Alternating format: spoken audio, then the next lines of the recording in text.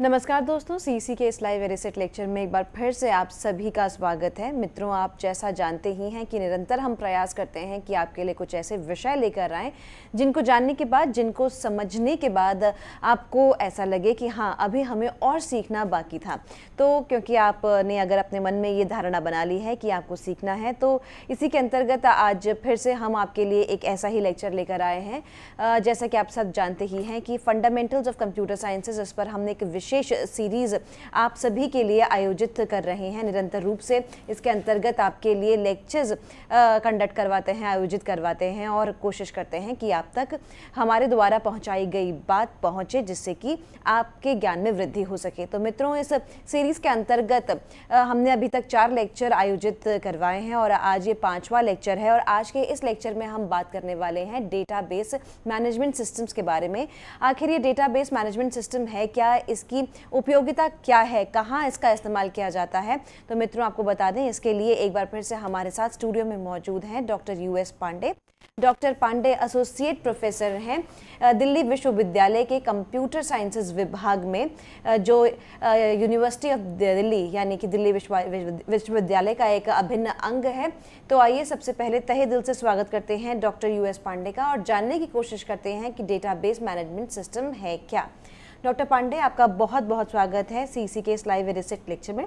Database management, data से समझ में तो आता ही है कि वो तमाम चीज़ें, वो तमाम बातें, या कह लीजिए चाहे वो किसी भी रूप में क्यों ना हो, किसी भी फॉर्म में क्यों ना हो, इसे शायद एक जगह एकत्रित कर दिया जाता है।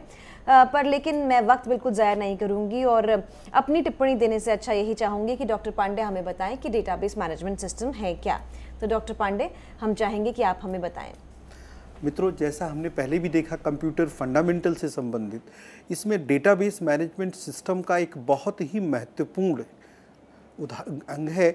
इसलिए डेटाबेस लगभग कंप्यूटर की सारी फंक्शनिंग का अभी तक का जो मुख्य आधार रहा है, वो डेटाबेस मैनेजमेंट सिस्टम के बेस पर ही उपयोग किया जाता रहा। कि कंप्यूटर का सबसे ज़्यादा उपयोग सूचनाओं को इकट्ठा करना, उनको अच्छे तरीके से इस्तेमाल करना, उनको उन लोगों को इस्तेमाल करने देना जो उसके योग्य है, या आप दूसरे शब्दों में कहिए जिसके लिए वो सूचनाएं इकट्ठी की गई हैं, और उन सूचनाओं को सुचारू रूप से किसको कैसे प्रदान करना है, इन सभी विधाओं को जो क्षेत्र निर्धारित करता है उसको कहलाता है डीबीएमएस। डीबीएमएस को डेटाबेस मैनेजमेंट सिस्टम के नाम से भी जानते हैं। डेटा का नाम आपने सबने सुना है, बेस आधार हो गया, और इन सभी डेटा को एकत्रित करना, उन सभी आंकड़ों को सुचारू रूप से प्रस्तावित करना, उसको प्रोसेस करना और उसको इस्तेमाल करना, इस सारे सिस्टम को डेटाबेस मैनेजमेंट सिस्टम के नाम से जानते हैं। तो आइए देखिए, डीबीएमएस है क्या। किसी भी संस्था के लिए भरोसेमंद सूचना आवश्यक है। प्रत्येक संस्था अपने व्यापार, कर्मचारियों एवं अर्थव्यवस्था से संबंधित डेटा को रखते हैं। उदाहरण के लिए, स्कूल के स्टूडेंट्स के शैक्षणिक विवरण, सारी एकेडमिक डिटेल के बारे में डेटा को स्टोर करने की आवश्यकता होती है। इन विवरणों को रजिस्टर में संगठित करके किया जाता है। इस प्रकार के डेटा के संग्रहण को डेटाबेस कहते हैं। आप संबंधित सूचना को अरेंज करने के लिए डेटाबेस का प्रयोग कर सकते हैं। जैसा कि मैंने आपको बताया, आप देखते हैं कि सारी एकेडमिक डिटेल, उदाहरण के तौर पर आपका बच्चा स्कूल में एडमिशन लेता है, उससे संबंधित आप एक फॉर्म को भरते हैं जिसमें लगभग सारी सूचनाएं जो एक एकेडमिक एक्टिविटी के लिए, एक शैक्षणिक वातावरण के लिए, एक शैक्षणिक विवरण के लिए रूप में आवश्यक होती है, वो सारी जानकारी आप उसके माध्यम से देते हैं। अक्सर वो सारी सूचनाएं एक रजिस्टर के माध्यम से स्टोर की जाती हैं, जिसके अंदर वो सारी सूचनाएं एकत्रित होती हैं, जिसमें उदाहरण के तौर पर आप छात्र का नाम, उनके पिता का नाम, उनकी एड्रेसेस, टेलीफोन नंबर तथा उससे संबंधित और भी सारी चीज़ें जैसे date of birth, place of birth, nationality, किस देश के रहने वाले हैं, किस एरिया से बिलोंग करते हैं, वो सारी सूचनाएं एकत्रित करके आप रजिस्टर में लिखते हैं। आप सोचिए अगर वो सारी सूचनाएं कंप्यूटर के अंदर रखी जाएं तो उनका इस्तेमाल बहुत ही आसानी से, बहुत ही सुचारू रूप से किया जा सकता है। मानवीय तरीके से स्टोर किए गए डेटाबेस की अपेक्षा इलेक्ट्रॉनिक तरीके से स्टोर किए गए डेटाबेस के स्पष्ट लाभ होते हैं। जैसा मैंने आपको बताया, अगर ये सारी सूचनाएं किसी रजिस्टर के बजाय किसी इलेक्ट्रॉनिक इंस्ट्रूमेंट में अवेलेबल होंगी तो उन सूचनाओं का अधिक से अधिक उपयोग आप कई बार कर सकते हैं। स्टूडेंट्स के बारे में मानवीय तरीके से संगठित डेटा को मेंटेन करने की कुछ सीमाओं को हम बता रहे हैं। किसी विशेष स्टूडेंट के बारे में इतने फाइल संग्रह से डिटेल को खोजना समय को व्यर्थ करना हो सकता है। उदाहरण के तौर पर अगर आपके पास रजिस्टर में किसी 5 साल पहले छात्र के बारे में सूचनाओं को देखना है तो अगर रजिस्टर में आपकी एंट्रीज हैं, किसी फाइल के अंदर लिखी हैं, तो वो रजिस्टर आपको ढूंढना पड़ेगा और कभी कभी ये सूचनाएं आपको 10 साल के पहले की चाहिए हों। उदाहरण मैं आपको एक और बहुत ज्वलंत उदाहरण देता हूँ।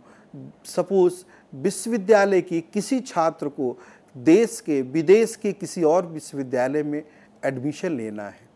अक्सर ऐसा होता है कि वो विदेशी विश्वविद्यालय उन विश्वविद्यालयों की ट्रांसक्रिप्ट्स, पूरी डिटेल्स छात्र के बारे में विश्वविद्यालय से ही मांगते हैं। कभी कभी ये सूचनाएं 8-8, 10-10 साल पढ़े बाद के लोगों को जानकारी देनी होती है। विश्वविद्यालय में इन सभी सूचनाओं को एकत्रित करना, मेंटेन करना एक बहुत आसान काम नहीं है, क्योंकि एग्जामिनेशन में ऑलरेडी कई लाखों बच्चों का रिकॉर्ड्स होते हैं। इन सभी सूचनाओं में उन सभी छात्रों की सारी जानकारी रखना कि 20 साल पहले किस छात्र ने पास किया, उस समय उस कोर्स का सिलेबस क्या था, उस कोर्स के अंदर कंटेंट क्या क्या थे, उन सभी को वेरीफाई करके उस विश्वविद्यालय को देना होता है। पेपर नंबर क्या थे, कोर्स का ड्यूरेशन क्या था। आप समझ सकते हैं कि इन सभी सूचनाओं को सुचारू रूप से एकत्रित रखना, रजिस्टर के अंदर मेंटेन करना भी एक बहुत बड़ी समस्या है। इन सभी चीज़ों से उबरने के लिए, इनसे निजात पाने के लिए एक सबसे अच्छा माध्यम इलेक्ट्रॉनिक सिस्टम है, जिसके अंदर आप लाखों स्टूडेंट्स, लाखों छात्रों का डेटाबेस बना करके सारी सूचनाएं सुचारू रूप से रख सकते हैं और जब कभी भी ज़रूरत पड़ती उनको उसी के हिसाब से इस्तेमाल कर सकते हैं। समान डेटा की अनेक मल्टीपल कॉपियाँ हो सकती हैं।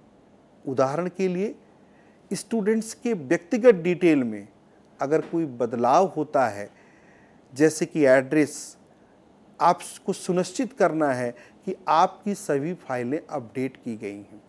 रजिस्टर के केस में क्या होता है, अगर आपने एक जगह एड्रेस लिखा, दोबारा आप एड्रेस बदलते हैं तो उसको चेंज करना होगा और उससे संबंधित जितनी जगह आपका उस एड्रेस का उपयोग हुआ होगा वो सारी जगहें बदलनी होंगी।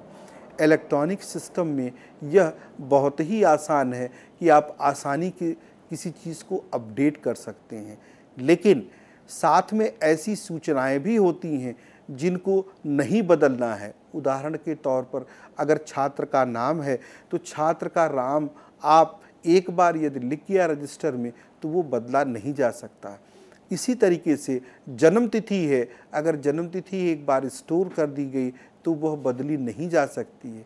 ऐसे बहुत सारी सूचनाएं हैं जिनको बदला एक बार लिखने के बाद बदला नहीं जा सकता। दूसरे शब्दों में अगर डेटा एंट्री हो गई तो उसको चेंज भी नहीं किया जा सकता। DBMS डेटा को रिकॉर्ड करने के तरीके को सरल बनाने के लिए प्रत्येक स्टूडेंट के डिटेल को डेटाबेस मैनेजमेंट सिस्टम के प्रयोग द्वारा कंप्यूटर में मेंटेन किया जा सकता है। DBMS एक एप्लीकेशन है जो आपके डेटा में, पूरा डेटाबेस में डेटा को मेंटेन करने के लिए कार्य करता है। यह एक प्रोग्राम है, प्रोग्रामों का समूह कह सकते हैं, जिसके अंदर ये क्षमता होती है कि आपके डेटाबेस को, पूरे डेटा को कैसे मेंटेन करना है। डेटा को मेंटेन करने का अर्थ है उसे स्टोर तथा ऑर्गेनाइज करना और पुनः प्राप्त करना।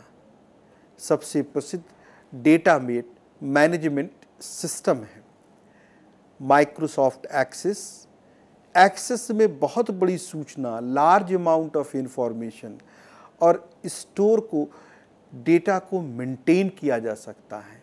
ऐसे हजारों सॉफ्टवेयर एप्लीकेशन प्रोग्राम्स इस समय मौजूद हैं जिसको आप अपने ढंग से इस्तेमाल कर सकते हैं। उदाहरण के तौर पर आपने ऑरेकल का नाम सुना होगा, इंग्रेस का नाम सुना होगा, फॉक्स बेस का नाम सुना होगा, DBMS का नाम सुना होगा, DB2 का नाम सुना होगा।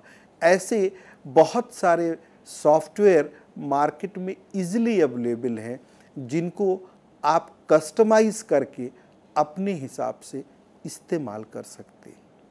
इसके अलावा यदि आप चाहते हैं तो इस टाइप के डेटाबेसेस को आप इन हाउस डेवलपमेंट भी करा सकते हैं।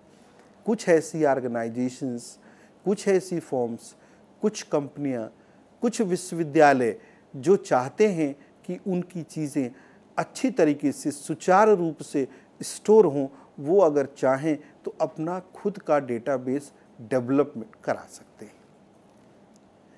डेटाबेस के लाभ, जैसा मैंने आपको बताया कि सूचनाओं को सुचारू रूप से एकत्रित करना, उसको सुचारू रूप से इस्तेमाल करना, उसको निर्धारित जो भी संबंधित लोग हैं उन्हीं को एक्सेसिबिलिटी देना, अनऑथराइज्ड लोग, जो अवांछित लोग हैं उनको वो सूचनाएं न पहुँचे ये देखना, साथ ही साथ सारे डेटा का अच्छी तरीके से इस्तेमाल हो जिसमें सिक्योर हो, सूचनाओं का आदान प्रदान आसानी से हो, लेकिन जिनको सूचना की ज़रूरत नहीं है या जो उसका गलत उपयोग करते हैं ऐसे लोगों को सूचनाएं न मिल पाएँ, ये भी सुनिश्चित करना है।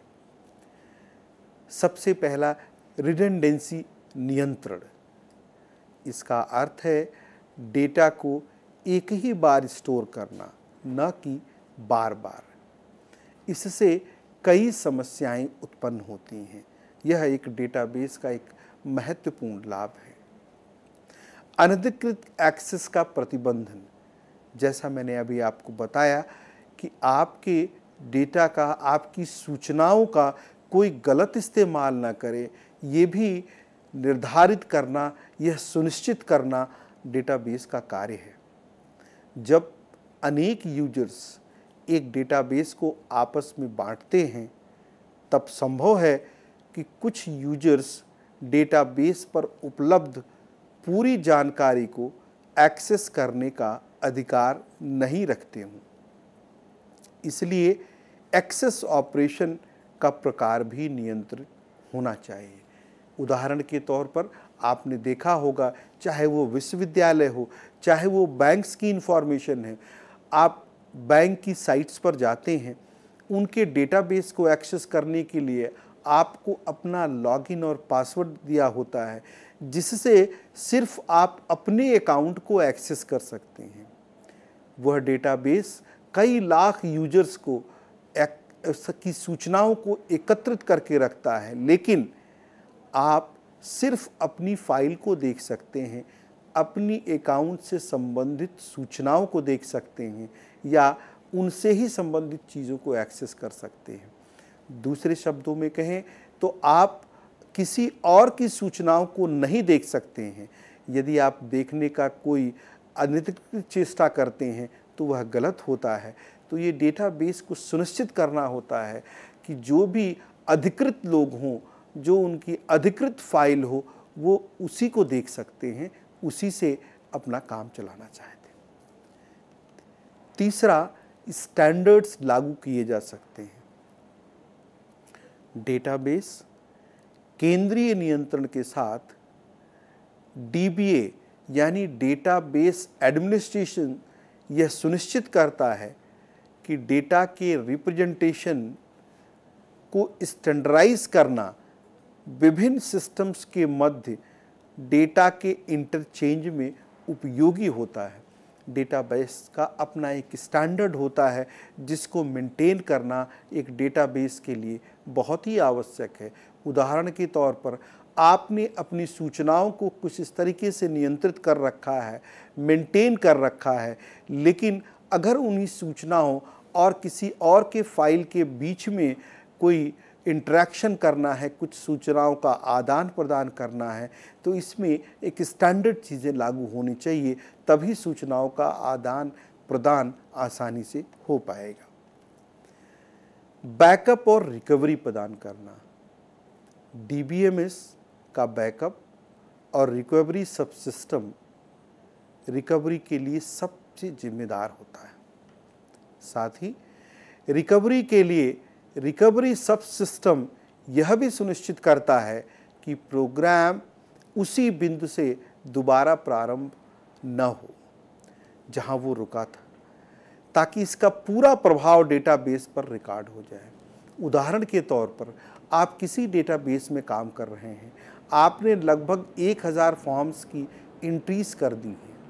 अब आप दोबारा उस प्रोसेस को शुरू करना चाहते हैं, किसी कारणवश अगर आपने बीच में कार्य को रोक दिया या कार्य बाधित हो गया ड्यू टू इलेक्ट्रिसिटी या किसी और कारण के तौर पर, तो आपको वो पूरा प्रोसेस दोबारा करने की ज़रूरत नहीं है। जहां आपने काम ख़त्म किया था वहीं से आप दोबारा एंट्री स्टार्ट कर सकते हैं। उसमें ऑटोमेटिक सिस्टम सारी चीज़ें जो आपने लिखी थी वो अपने आप ही फाइल के अंदर सेव हो जाएंगी और उसके आगे से आप अपना नया कार्य शुरू कर सकते हैं। साथ ही साथ अपनी नई डेटा एंट्री भी स्टार्ट कर सकते हैं।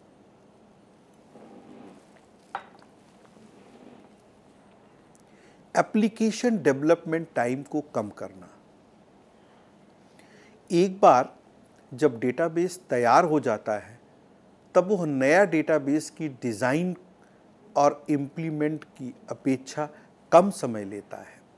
जैसे मैंने आपको पहले भी बताया, ऐसे बहुत सारे डेटाबेसेस ऑलरेडी अवेलेबल हैं जिसको आप अपने तरीके से कस्टमाइज़ करके, आप कस्टमाइज़ का मतलब आप अपनी ज़रूरत के हिसाब से उसको सेट कर सकते हैं, उसके डिज़ाइन को इस्तेमाल कर सकते हैं या उसकी डिज़ाइनिंग में जो आवश्यक चेंजेज हैं, जो आवश्यक निर्धारित चेंजेज है वो कर सकते हैं, जो आसानी से आप इम्प्लीमेंट कर सकते हैं और अपनी ऑर्गेनाइजेशन के लिए किसी चीज़ों को इस्तेमाल कर सकते हैं। सरलता। डीबीएमएस स्टोर किए जा चुके डेटा या उपस्थित एप्लीकेशन प्रोग्राम को प्रभावित किए बिना डेटा स्ट्रक्चर में कुछ बदलावों की अनुमति देता है। मैंने आपको पहले भी बताया कि इतनी फ्लेक्सिबिलिटी, उदाहरण के तौर पर आप अगर मैनुअल तरीके से किसी रजिस्टर के अंदर कुछ लिखते हैं, रजिस्टर को उस पेज पर अगर एक एक छात्र के सारी संबंधित सूचनाओं को आप एक पेज पर लिख रहे हैं, अगर वो पेज फिलअप हो जाता है, उसमें आगे और सूचनाएं लिखने के लिए जगह नहीं है, तो बहुत दिक्कत आती है। कंप्यूटर में डेटाबेस मैनेजमेंट सिस्टम में, जैसा मैंने आपको बताया, इस तरीके की स्ट्रक्चर में चेंज करने की भी अनुमति है। उदाहरण के तौर पर आपने एक स्ट्रक्चर डिज़ाइन कर रखा है किसी ऑर्गेनाइजेशन में एम्प्लॉइज से संबंधित सारी सूचनाएं रखने का, लेकिन आपको लगता है कुछ दिनों की बाद कि इन सभी एम्प्लॉइज़ का ईमेल और उनसे संबंधित कुछ मेडिकल की सूचनाएं भी रखना आवश्यक है, संबंधित जैसे ब्लड ग्रुप या कुछ और चीज़ें जिसके लिए आपने पहले प्रयोजन नहीं बनाया था या जिसके लिए पहली सूचनाएं एकत्रित करने का कोई आधार पहले नहीं बनाया था।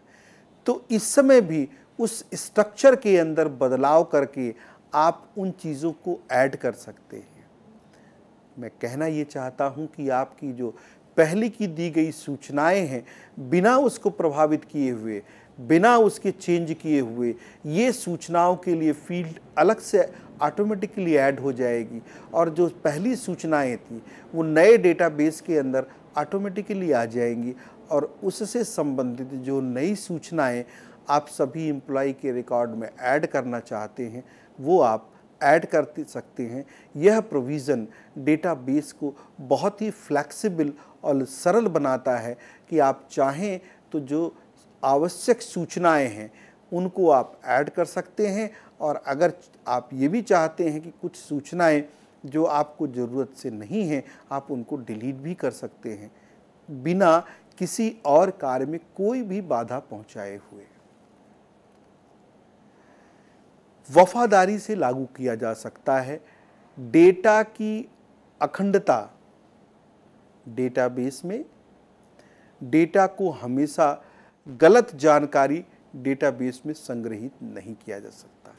जैसा मैंने आपको बताया कि इसके रूल्स के हिसाब से आपको जो ऑथेंटिक जो सही सूचना है उसी को आप डेटाबेस में संग्रहित कर सकते हैं। असंगति से बचा जा सकता है। एक ही डेटा के बारे में दो प्रविष्टियों से सहमत नहीं होगा, ऐसे समय में डेटा असंगत हो जाता है। डेटा को साझा किया जा सकता है। हमने पहले बताया नाम, कक्षा, पिता का नाम आदि जनरल ऑफिस से केंद्रित डीबीएमएस में कई अनुप्रयोगों द्वारा साझा किया जा सकता है। हमने जैसे आपको पहले बताया कि छात्रों की सूचनाएं अक्सर कई प्रयोग में आती हैं। उदाहरण के तौर पर आपने जो भी छात्र से संबंधित सूचनाओं को रखा, अगर उन सूचनाओं की आवश्यकता एग्जामिनेशन ब्रांच को एग्जामिनेशन कंडक्ट करने के लिए परीक्षा विभाग में कुछ आवश्यकता हुई, वहाँ प्रयोग किया जा सकता है। किसी सेंट्रल लेवल पर कुछ ऑर्गेनाइजेशंस की ज़रूरतें होंगी तो वहाँ भेजा जा सकता है। अगर सरकार द्वारा कुछ जानकारी एकत्रित करनी है, वहाँ सूचनाओं की आवश्यकता है तो वहाँ भेजा जा सकता है। दूसरे शब्दों में ये कहना आवश्यक होगा कि जो सारी सूचनाएं आपने रखी है, यदि आवश्यक होता है तो इन सूचनाओं को कई जगह इस्तेमाल किया जा सकता है।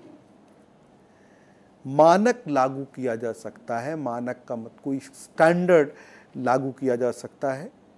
डीबीएमएस एक केंद्रीय प्रणाली है, आसानी से लागू किया जा सकता है ताकि मानक कंपनी के स्तर पर, विभाग के स्तर पर, राष्ट्रीय स्तर पर, अंतर्राष्ट्रीय स्तर पर हो सकता है। उदाहरण के तौर पर जैसा मैंने आपको बताया कि सूचनाओं को एकत्रित करना, स्ट्रक्चर को डिज़ाइन करना, इन सभी चीज़ों का एक स्तर बना हुआ है, एक मानक स्तर बना हुआ है, एक स्टैंडर्ड मेंटेन है कि इन सूचनाओं को आप कैसे स्टोर करेंगे। हम आपको भी आगे बताएंगे कि फील्ड रिकॉर्ड और टेबल्स को क्रिएट करके सूचनाओं को कैसे एकत्रित कर सकते हैं, क्योंकि लगभग इसी तरीके से हर स्तर पर इन सूचनाओं का आदान प्रदान होना चाहिए। लगभग यही स्टैंडर्ड मेंटेन करके हम एक सूचना को एक ऑफिस से दूसरे ऑफिस के साथ कम्युनिकेट कर सकते हैं, एक देश से दूसरे देश के साथ कम्युनिकेट कर सकते हैं। उदाहरण के तौर पर अगर कुछ सूचनाएं किसी एक प्रॉपर डेटाबेस में भारत में हैं, कुछ ऐसी ही सूचनाएं अमेरिका में हैं, कुछ ऐसी ही सूचनाएं चीन में हैं, कुछ ऐसी ही सूचनाएं विश्व के अनेक देशों में हैं और अन्य देशों में हैं, तो उन सभी के बीच में एक समानता होगी, तभी सूचनाओं का आदान प्रदान आसानी से हो सकता है। अनाधिकृत पहुंच बहुत सीमित होना चाहिए। जैसा मैंने आपको पहले भी बता रखा था कि सूचनाओं का भंडार बहुत बड़ा है।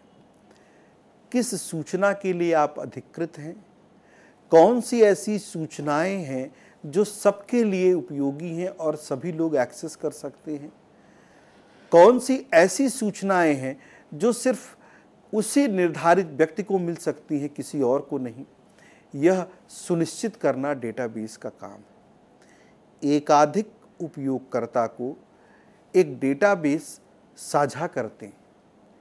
यह उपयोगकर्ता के डेटाबेस में सभी जानकारी का उपयोग करने के लिए अधिकृत किया जाता है। जैसे मैंने अभी आपको उदाहरण दिया कि किसी भी बैंक की सारी सूचनाओं का उपयोग अक्सर बैंक के अधिकारियों को भी एक्सेस नहीं होता।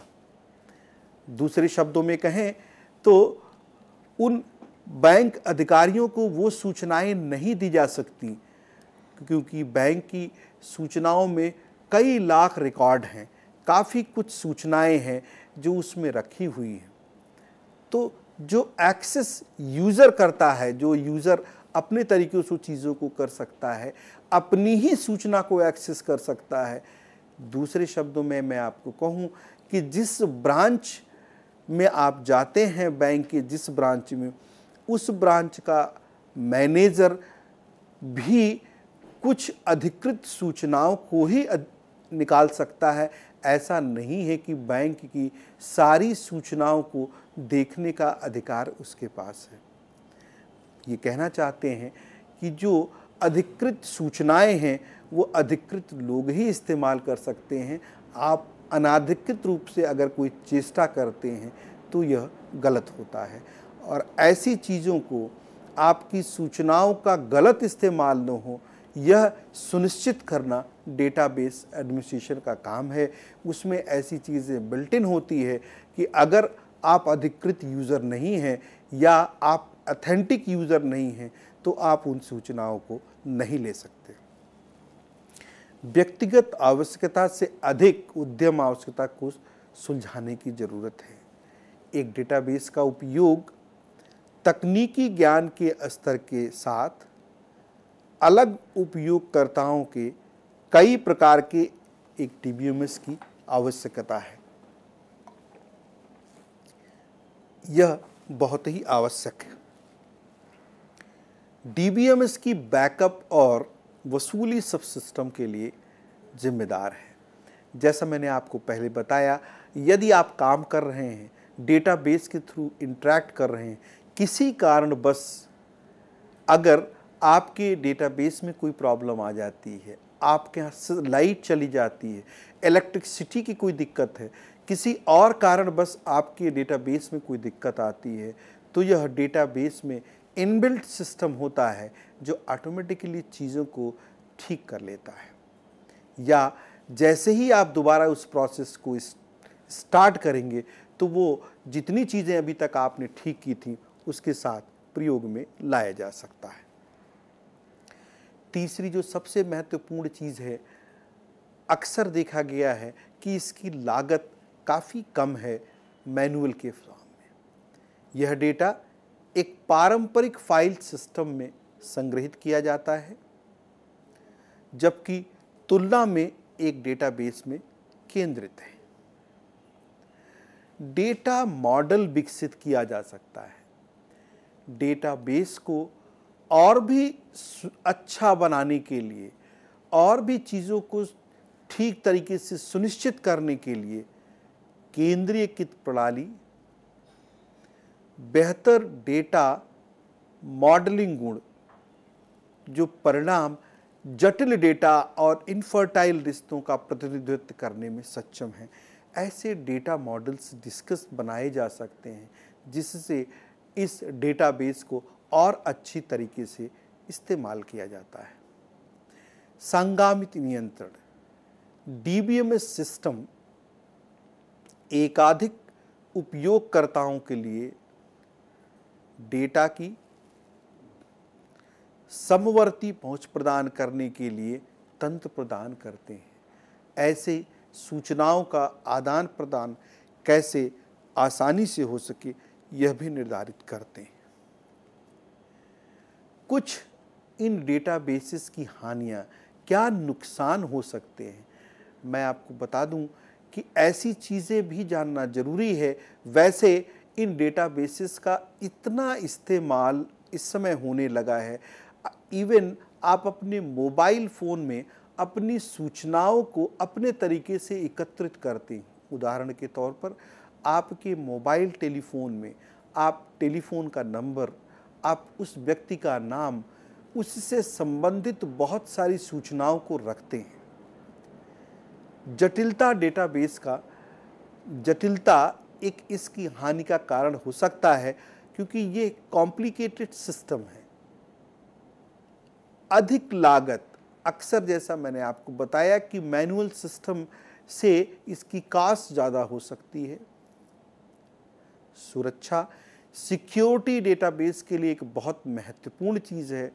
कंपनियां अपने डेटाबेस सिस्टम को सुरक्षित रूप से संवेदनशील कर्मचारी और ग्राहक सहित डेटा स्टोर कर सकते हैं। आपको जैसे मैंने बताया, स्वाभाविक रूप से अगर आपकी डेटाबेस हर जगह एक्सेसिबल होगा तो वहाँ सुरक्षा एक बहुत महत्वपूर्ण अंग है। अनुकूलता, एक डेटाबेस प्रबंधन प्रणाली एक कंपनी के संचालन आवश्यकताओं के साथ संगत नहीं हो सकता। आकार, कार्य क्षमता की जटिलता और चौड़ाई डिस्क स्थान की कई मेगाबाइट कब्जे में है और पर्याप्त मात्रा में आवश्यकता होती है, तथा डीबीएमएस का आकार बहुत बड़ा होता है। आकार का मेरा मतलब यहाँ पर लंबाई चौड़ाई से नहीं है, आकार का मतलब कितनी सूचनाएं चाहिए होती हैं आपको उन चीज़ों को एक्सेस करने के लिए। प्रदर्शन, आमतौर पर एक फाइल आधारित प्रणाली इस तरह के चालान प्रक्रिया के रूप में एक विशिष्ट अनुप्रयोग के लिए लिखा गया है। उच्च प्रभाव, संसाधनों का केंद्रीकरण व्यवस्था के जोखिम को बढ़ा देता है। अतिरिक्त हार्डवेयर की कीमत, डीबीएमएस और डेटाबेस के लिए डिस्क भंडारण आवश्यकताओं को अधिक भंडारण स्थान की खरीद की जरूरत हो सकती है। जैसा मैंने आपको बताया, यह निश्चित रूप से अगर आप डीबीएमएस का प्रयोग करते हैं, डेटाबेस मैनेजमेंट सिस्टम का प्रयोग करते हैं, तो स्वाभाविक रूप से उस सॉफ्टवेयर की कॉस्ट, उस कंप्यूटर की कॉस्ट और उस चीज़ों को रखने की कॉस्ट भी निश्चित रूप से आगे आएगी। अब हम आपको बताते हैं कि उन सूचनाओं को डेटाबेस मैनेजमेंट सिस्टम के अंदर कैसे स्टोर करते हैं, उन सूचनाओं को लिखने का क्या तरीका होता है। सबसे महत्वपूर्ण चीज़ है, जैसे आप जानते हैं कि एक फाइल होती है, फाइल को अगर एक मैनुअल तरीके से समझें तो फाइल के अंदर तरह तरह के रिकॉर्ड्स होते हैं। कंप्यूटर के अंदर आप इस तरीके से समझ सकते हैं कि एक फाइल है जो कलेक्शन ऑफ रिकॉर्ड्स है। फाइल के अंदर लगभग एक तरीके के सारे रिकॉर्ड्स रखे हुए हैं। उदाहरण के तौर पर मैं एक क्लास के अंदर किसी बीकॉम ऑनर्स की एक फाइल है, उसके अंदर उससे संबंधित सभी छात्रों की सारी सूचनाएं एक एक शीट पर लिखी गई हैं। तो उस फाइल को हम बीकॉम ऑनर्स फाइल के नाम से जानेंगे। उनके अंदर एकत्रित एक छात्र की सूचना को हम एक रिकॉर्ड के नाम से जानेंगे। तीसरी जो महत्वपूर्ण चीज़ है, उस फाइल के अंदर जो रिकॉर्ड हैं एक तरीके के, हर रिकॉर्ड में बहुत सारी संबंधित सूचनाएं होंगी। उन सूचनाओं को लिखने के लिए हम एक फील्ड का प्रयोग करते हैं। ऐसी बहुत सारी सूचनाओं को एकत्रित करने के लिए फील्ड का प्रयोग होता है। उदाहरण के तौर पर जैसा आपने देखा है, यहाँ पर अगर हमें किसी छात्र के बारे में जानकारी इकट्ठा करनी है, उसका एक रिकॉर्ड बनाना है, तो उसका नाम, उनके पिता का नाम, उनका एड्रेस, उनकी जन्मतिथि, ये सभी फील्ड के नाम से जानी जाएंगी। नाम एक फील्ड होगा, पिता का नाम दूसरी फील्ड होगा। नाम के अंदर आप छात्र के नाम की सूचना देंगे, पिता के नाम के अंदर पिता के नाम की सूचना देंगे, एड्रेस के अंदर उस व्यक्ति का, उस छात्र का एड्रेस बताएंगे, जन्मतिथि के अंदर उस छात्र की जन्मतिथि बताएंगे। इसी तरीके से इसको हम फील्ड के नाम से जानेंगे। यहाँ पर नाम, पिता का नाम, एड्रेस, जन्मतिथि, क्वालिफिकेशन या उससे संबंधित और भी जानकारियों को स्टोर करने के लिए, लिखने के लिए हम फील्ड बनाते हैं। आप यहाँ पर देखिए, हम फील्ड का नाम आप कुछ भी लिख सकते हैं। साथ में आपको ये भी डिफाइन करना पड़ता है कि आप किस तरीके की फील्ड चाहते हैं। उदाहरण के तौर पर आप देखिए, जैसे यहाँ पर हमने लिखा है कि आपका जो फील्ड होगा वो टेक्स्ट फॉर्मेट में होगा। यानी जैसे अगर आपको नाम लिखना है तो नाम किस तरीके की डेटा टाइप में लिखा जाएगा, इसको टेक्स्ट के फॉर्म में अक्सर लिखते हैं। दूसरा, बहुत तरीके के डेटा टाइप्स भी अवेलेबल हैं। उदाहरण के तौर पर अगर आपको किसी की सैलरी दिखानी है, किसी का पे बताना है, किसी को कितनी तनख्वाह मिलती है, उसको स्टोर करना है, तो उसको स्टोर किया जा सकता है किसी करेंसी की फील्ड में या नंबर की फील्ड में। ऐसे ही different data types fields available हैं। मेमो फील्ड अवेलेबल है, नंबर फील्ड अवेलेबल है, डेट या टाइम के लिए भी अलग से फील्ड्स हैं, करेंसी भी आप बता सकते हैं, ऑटो नंबर है, और कुछ ऐसे भी प्रश्न हैं जैसे आप अपनी मार्शियल स्टेटस के बारे में बताना चाहते हैं या सीधे तौर पर किसी क्वेश्चन का जवाब एस या नो में होना चाहता है, तो उसके लिए भी चीज़ें हैं। OLE ऑब्जेक्ट भी हैं, हाइपरलिंक, अटैचमेंट और बहुत सारे लुकअप विजार्ड, ऐसी बहुत सारे डिफरेंट डेटा टाइप्स अवेलेबल हैं। उसका मतलब ये हुआ कि जो सूचनाएं आप एकत्रित करना चाहते हैं, उन सूचनाओं को बहुत तरीके से इस्तेमाल कर सकते हैं कंप्यूटर के अंदर, या उन सूचनाओं को कई तरीके से आप स्टोर कर सकते हैं, जिनका उपयोग अलग अलग तरीके से आप कर सकते हैं। तो ये हुआ फील्ड। इसी तरीके से जब फील्ड के सहित आपको एक रिकॉर्ड का स्ट्रक्चर बन जाएगा, तो उसके अंदर आप सूचनाओं को रख सकते हैं। फील्ड के बाद दूसरी चीज़ आए रिकॉर्ड।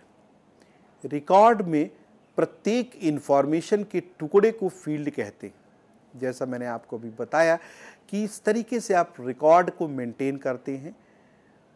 हमने आपको बताया यहाँ फील्ड नेम हुआ, जैसे first name, last name, address, city, age. इस रिकॉर्ड किए हुए स्ट्रक्चर को आप इस रिकॉर्ड के रूप में, जब किसी एक छात्र की सारी सूचनाओं को हम एक रिकॉर्ड के बारे में जानेंगे, दूसरे छात्र की सूचना को हम दूसरे रिकॉर्ड के रूप में कहेंगे, तो एक दूसरे शब्दों में हम आप ये कह सकते हैं कि रिकॉर्ड के अंदर फील्ड्स का कलेक्शन है। और इन सभी रिकॉर्ड्स को जब हम एकत्रित कर लेते हैं तो उसको हम फाइल के नाम से जानते हैं। जैसा मैंने आपको अभी उदाहरण दिया था कि बीकॉम ऑनर्स की अगर एक पूरी फाइल है, तो एक एक छात्र की जो रिकॉर्ड्स हैं, हर रिकॉर्ड में उनका नाम, पिता का नाम, एड्रेस और भी जो संबंधित सूचनाएं हैं वो फील्ड के रूप में रहेंगी और हर फील्ड की चीज़ें रिकॉर्ड के रूप में आएंगी। तो यहाँ पर आप देख सकते हैं कि इसको हम एक रिकॉर्ड के रूप में बताते हैं। टेबल्स, किसी विशेष व्यक्ति या विषय पर डेटा को स्टोर करने के काम आती है। मैंने आपको बताया जैसे फील्ड और रिकॉर्ड को बनाने के लिए टेबल में डेटा को रो या कॉलम फॉर्मेट में अरेंज किया जाता है। उदाहरण के तौर पर स्टूडेंट की टेबल में प्रत्येक रो स्टूडेंट्स के बारे में इंफॉर्मेशन को रखती है। प्रत्येक रो एक रिकॉर्ड का प्रतिनिधित्व करती है। रिकॉर्ड में प्रत्येक इंफॉर्मेशन के टुकड़े को फील्ड कहते हैं। उदाहरण के लिए स्टूडेंट टेबल के रिकॉर्ड्स के अंतर्गत admission number, student name, addresses, phone number, father's name, father's occupation, families annual income जैसे फील्ड हो सकते हैं। आप उदाहरण के लिए यह टेबल देख सकते हैं जिसमें first name, last name, address, city, age यह फील्ड नेम कहलाएंगे। इसके अंदर दी गई सभी सूचनाएं उदाहरण के तौर पर बैट मैन, 321 कार्विल लेन, गौथम और 54 यह एक रिकॉर्ड हुआ जिसके अंदर आप इन सूचनाओं को दे रहे हैं। इनका उपयोग इस तरीके से कहीं भी किया जा सकता है।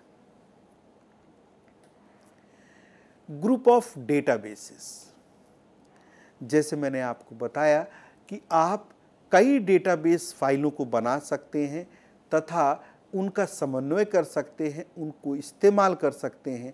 अलग अलग तरीके से भी इस्तेमाल किया जा सकता है।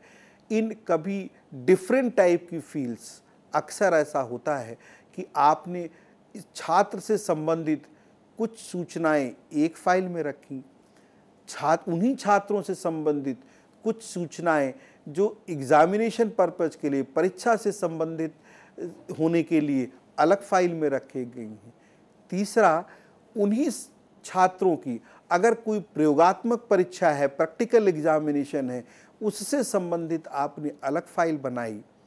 इतना ही नहीं, कभी कभी वो छात्र किसी और प्रतियोगिता में भाग लेते हैं तो उनसे संबंधित और भी फाइलें क्रिएट की जा सकती हैं और साथ ही साथ उन सभी फाइलों के बीच में समन्वय स्थापित किया जा सकता है और डिफरेंट टाइप के group of tables, group of databases का इस्तेमाल किया जा सकता है। उनके बीच में रिलेशंस बनाए जा सकते हैं। आवश्यकता हुई तो उन सभी टेबल्स को इस्तेमाल किया जा सकता है। Types of labels of DBMS, अभी हमने आपको बताया कि डेटाबेसेस के फ़ायदे क्या क्या हैं, डेटाबेस के से हानियां भी क्या हो सकती हैं। इतना नहीं, बेसिकली किसी भी डेटाबेस को क्रिएट करने के लिए फील्ड क्या चीज़ होती है, रिकॉर्ड क्या होता है और फाइल क्या होता है। अब हम आपको बताना चाहते हैं types of label of DBMS. Label के प्रकार, अक्सर लगभग 3 लेबल बनाए गए हैं डीबीएमएस सिस्टम के: internal label, conceptual label, external label. Internal label का मतलब ये होता है, जैसे मैंने आपको बताया, डेटाबेस को स्टोर करना फिजिकल फॉर्म में, कैसे स्टोर करना है, क्या क्या चीज़ें हैं आपके पास फिजिकली डेटाबेस स्टोर करने के लिए। उदाहरण के तौर पर आपके पास कंप्यूटर है, आप अपने कंप्यूटर के अंदर डेटाबेस फाइल को हार्ड डिस्क में स्टोर कर रहे हैं या किसी और तरीके की डिवाइसेस का इस्तेमाल कर रहे हैं, उनके बेसिकली जो फिजिकल स्टोरेज चीज़ें हैं उन चीज़ों को इस्तेमाल करना, साथ ही साथ उसको कैसे स्टोर करना है, कौन कौन एक्सेस करेगा, इन सभी चीज़ों की जानकारी जो रखी जाती है उस लेबल को हम इंटरनल लेबल के नाम से जानते हैं। अक्सर ये चीज़ें किसी भी ऑर्गेनाइजेशन के लिए इम्पॉर्टेंट होती हैं, लेकिन इन सूचनाओं को आपको बाहर शेयर करने की ज़रूरत नहीं है।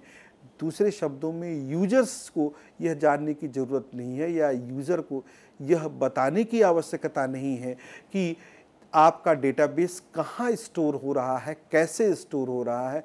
ये सारी जानकारी इंटरनल लेवल की जानकारी जानी जाती है। दूसरा जो बहुत महत्वपूर्ण डेटाबेस का सिस्टम है वो है कंसेप्चुअल लेवल।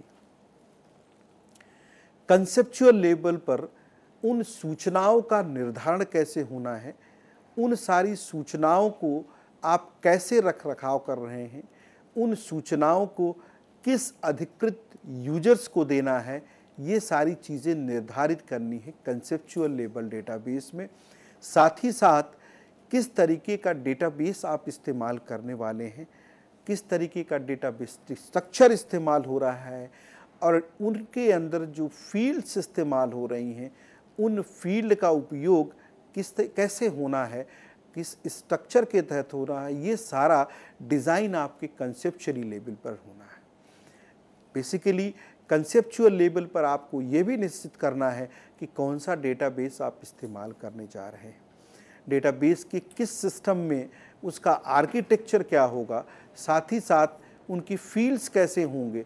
फिजिकल लेवल पर आपने ये निर्धारित किया कि आप कौन सा डेटाबेस फिजिकल डेटाबेस इस्तेमाल करने जा रहे हैं, आपकी फिजिकल डेटाबेसेस की स्टोरेज कहाँ होगी, उसकी चीज़ों के बारे में।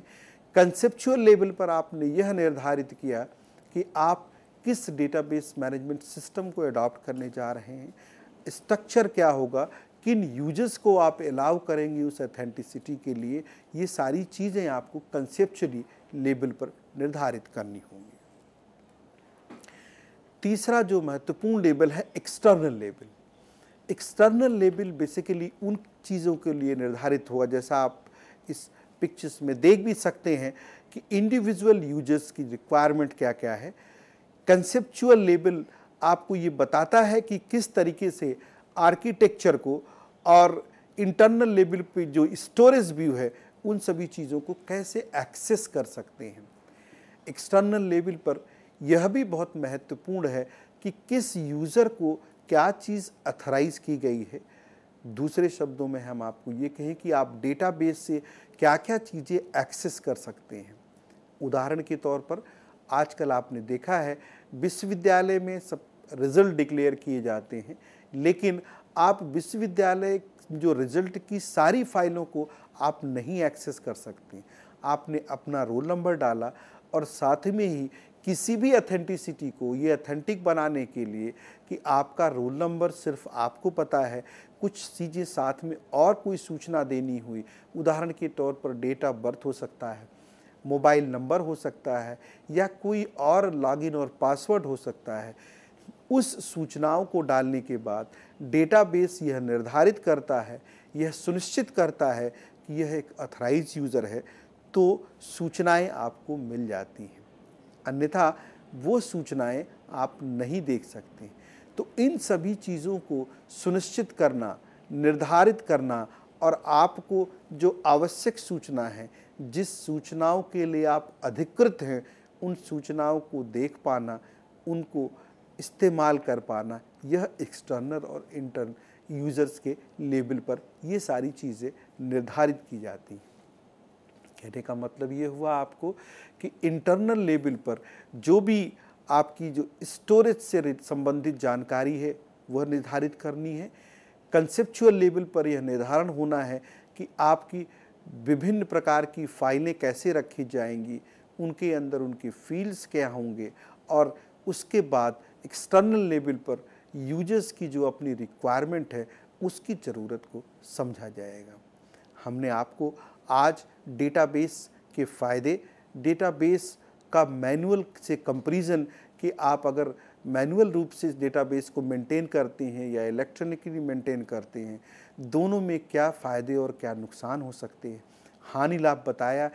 तीसरा हमने आपको बताया कि किसी भी डेटाबेस फाइल के अंदर कैसे रिकॉर्ड्स को क्रिएट कर सकते हैं, टेबल बना सकते हैं, फील्ड्स का क्या योगदान है, यानी कि सूचनाओं को कैसे एकत्रित किया जाता है, उस सुचारू रूप से सूचनाओं को एकत्रित करने के लिए डिफरेंट डेटा टाइप्स यानी कि डिफरेंट सूचनाओं के प्रकार को अलग अलग तरीके से स्टोर करने के लिए फील्ड के टाइप्स को, यानी डेटा टाइप्स भी हमने बताएं, जो बहुत ही महत्वपूर्ण है, क्योंकि डिफरेंट डेटा टाइप से सूचनाओं को स्टोर करने में आपको उसको इस्तेमाल करने में आसानी आती है।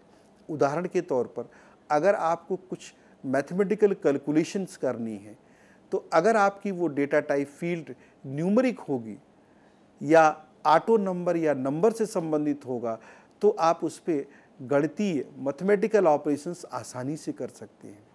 लेकिन अगर वो सूचना टेक्स्ट के फॉर्म में होगी तो उस पर मैथमेटिकल ऑपरेशन नहीं प्रभावी होगा। इसी तरीके से जैसे हमने आपको बताया कि डेट ऑफ बर्थ और टाइम के लिए भी अलग फील्ड्स बने हुए हैं, डेटा टाइप्स बने हुए हैं। अगर आपको सूचना चाहिए कि ऐसे कितने छात्र हैं जिनकी उम्र 19 साल से ज़्यादा है, तो आपको सीधे डेट ऑफ बर्थ फील्ड के थ्रू एक क्वेरी डेवलप करनी होगी और बहुत ही जल्दी वो सारी सूचनाएं आप आसानी से प्राप्त कर सकते हैं। और अगर ये सूचनाएं डेटाबेस में उस डिफरेंट डेटा टाइप फील्ड के तहत स्टोर की गई होंगी तो आपको बहुत आसानी होगी। हम आपको दूसरे शब्दों में ये कहना चाहते हैं कि सूचनाओं को एकत्रित करना और उनके लिए जो शुद्ध फील्ड हो, जो निर्धारित फील्ड हो, जो डेटा टाइप हो, वो सुनिश्चित करना, ये आपको देखना है।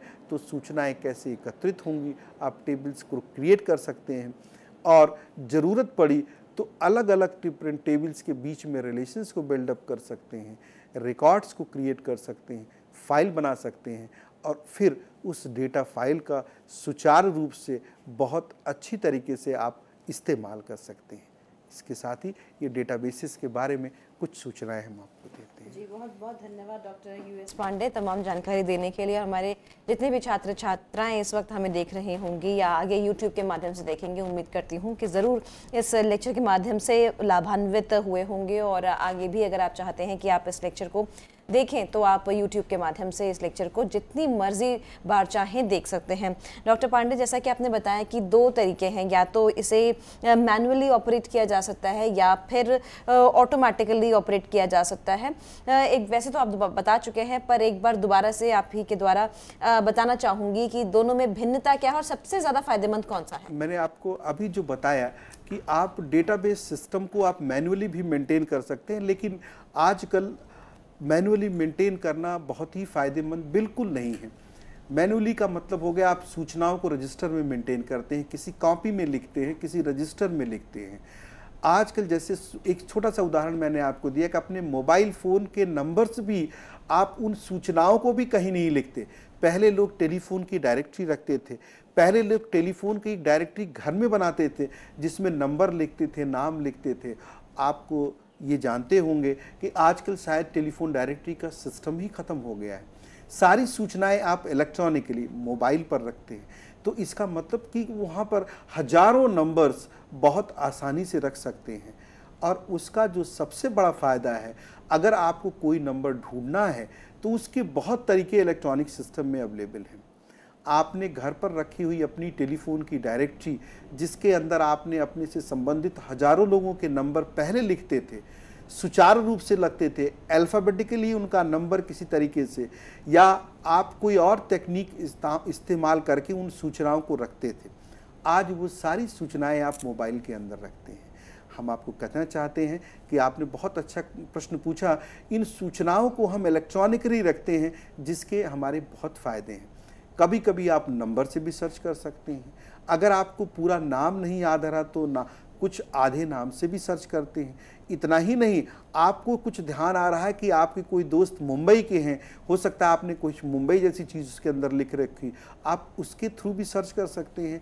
उदाहरण के तौर पर ऐसी बहुत सारी चीज़ें हैं, जानकारियां हैं जो आप उस इलेक्ट्रॉनिक सिस्टम के थ्रू आसानी से प्राप्त करते हैं। इतना ही नहीं, आप अपने टेलीफोन डायरेक्टरी में सिर्फ नाम और टेलीफोन नंबर लिखते थे। आज अपने मोबाइल के अंदर भी आप चाहें तो सिर्फ उनका नंबर, उनका नाम, उनका एड्रेस, उनसे संबंधित कुछ और टेलीफोन नंबर्स हैं वो भी ऐड कर सकते हैं। इतना ही नहीं, आप उनकी ईमेल आईडी भी लिख सकते हैं, और भी कुछ सूचनाएं जिसके लिए उसमें निर्धारित फील्ड्स होती हैं, उसके अंदर उन सूचनाओं को रख सकते हैं। मैं कहना ये चाहता हूँ कि आप सिर्फ अगर नाम से भी सर्च करते हैं तो उनके टेलीफोन नंबर, उनके ईमेल आईडी, उनके और अल्टरनेट नंबर तथा और भी सूचनाएं उनके प्राप्त कर सकते हैं आप इलेक्ट्रॉनिकली डेटाबेस मेंटेन किए हुए सिस्टम से। तो निश्चित रूप से इलेक्ट्रॉनिकली जो डेटाबेस मेंटेन किए जा रहे हैं उसका बहुत ही आसानी से, सरलता से चीज़ों को उपयोग में लाया जा सकता है और बहुत ही फ़ायदे हैं। जी, तो हम कह सकते हैं कि एक कीवर्ड जैसे बोलते हैं कि एक मूलभूत एक शब्द के माध्यम से भी हम अपना पूरा का पूरा डेटा उसको खोज सकते हैं। बिल्कुल कर सकते हैं। जैसे मैंने आपको कहा कि ये तो एक टेक्निक है जिसके बारे में हम आगे बताएंगे आपको। सर्चिंग, एक भी वर्ड से आपने देखा होगा कभी कभी कंप्यूटर पर आपको कुछ भी नहीं पता है, आप सर्च करते हैं तो आपको सूचनाओं का अगर एक भी कुछ भी पता है तो आप उसको डालिए और निर्धारित रूप से कुछ न कुछ सूचनाएं आपको मिलती रहती हैं। आप उदाहरण ले सकते हैं, अगर आप 1 लाख बच्चों का कोई डेटाबेस है और आप उसके बारे में, उस छात्र के बारे में कुछ सूचनाएं जानना चाहते हैं, तो अगर आपको कहीं से रोल नंबर मिल जाए, विश्वविद्यालय में जाइए तो आपको सारे रजिस्टर खंगालने पड़ेंगे, पलटने पड़ेंगे, फाइलें देखनी पड़ेंगी, उस फाइलों के अंदर उन रोल नंबर को सर्च करके डिटेल्स निकालनी होंगी। लेकिन अगर वो सूचनाएं इलेक्ट्रॉनिकली किसी डेटाबेस में स्टोर हैं तो आपको माइक्रो सेकेंड भी नहीं लगेगा और वो सारी की सारी सूचनाएं आपके सामने उपस्थित हो जाएंगी, जिसका आप सुचारू रूप से उपयोग कर सकते हैं। जी डॉक्टर पांडे, बहुत बहुत शुक्रिया। एक बार आपको दोबारा से कहना चाहेंगे कि आपने अपना कीमती समय जो है मैं यहाँ पे दिया और हमें समझाया कि किस तरीके से डेटाबेस मैनेजमेंट का हम इस्तेमाल कर सकते हैं, उसका उपयोग कर सकते हैं। तो डॉक्टर, चलते चलते आपसे बस इतना ही जानना चाहेंगे कि आगे हम इस सीरीज़ के अंतर्गत डेटाबेस मैनेजमेंट में और क्या पढ़ने वाले हैं? बिल्कुल, इस डेटाबेसेस को हम आगे ये जानना चाहेंगे कि जैसे आपने अभी प्रश्न उठाया था, बहुत तरीके की कीज़ होती हैं डेटाबेस को एक्सेस करने के लिए और डेटाबेसेस के अलग अलग फीचर्स क्या हैं। दूसरा, इन डेटाबेसेस को कंट्रोल करने के लिए कुछ रूल बने हैं, उसको हम कानून तो नहीं कह सकते, कुछ सिस्टम बना है जिसके तहत ये सारी चीज़ें काम करनी हुई। एक स्टैंडर्ड मेंटेन है, क्योंकि इस स्टैंडर्ड को मेंटेन करके ही हम डेटा को एक्सेस कर सकते हैं और इसको हर तरीके से एक्सेस कर सकते हैं। जी डॉक्टर पांडे, एक बार फिर से धन्यवाद। और मित्रों, हम दोबारा से हाजिर होंगे आगे डेटाबेस मैनेजमेंट के बारे में और पढ़ेंगे डॉक्टर पांडे से ही। तब तक के लिए शुक्रिया, धन्यवाद।